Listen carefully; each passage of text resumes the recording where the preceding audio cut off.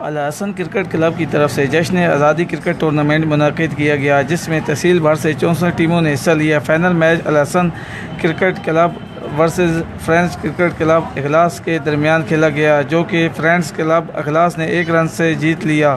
اس match کے مہمان خصوصی نوابزادہ ملک عمر حیات خان رئیس اعظم پنڈی گیپ اور ملک سہیل خان کمریال رہنما تحریک انصاف پاکستان تھے۔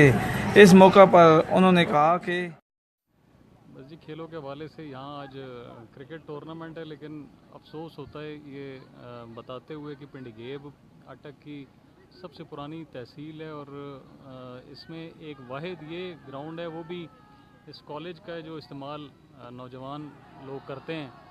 اور بس یہی حلقہ حکومت سے یہی گزارش ہے کہ اگر کچھ کر سکتے ہیں تو نوجوانوں کے لیے میدان کا یا اسٹیڈیم کا بندوبست ہونا چاہیے۔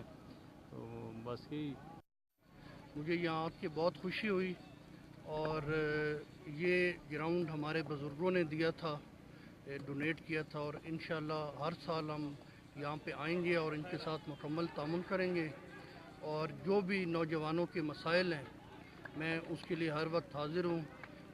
جو بھی شہر میں بیڈمنٹن کے میچ ہوئے، فٹ بال کے ہوئے، یہ جشن آزادی کے سلسلے میں جتنے بھی مختلف جگہ پہ ٹورنامنٹ منعقد ہو رہے ہیں ان میں ہم بھرپور شرکت کر رہے ہیں اور کھلاڑیوں کی حوصلہ افزائی کر رہے ہیں، کیونکہ نوجوانوں کی حوصلہ افزائی سے ہی ملک میں بہتری آئے گی، اور کھیل آباد ہوں گے تو ملک اسپتال ویران ہوں گے، اور انشاءاللہ آئندہ بھی ان کے ساتھ تعاون کرتے رہیں گے۔ عوام کی بڑی تعداد گراؤنڈ میں موجود تھی۔ انہوں نے نوابزادہ ملک عمر حیات خان اور ملک سہیل خان کا پرتپاک استقبال کیا۔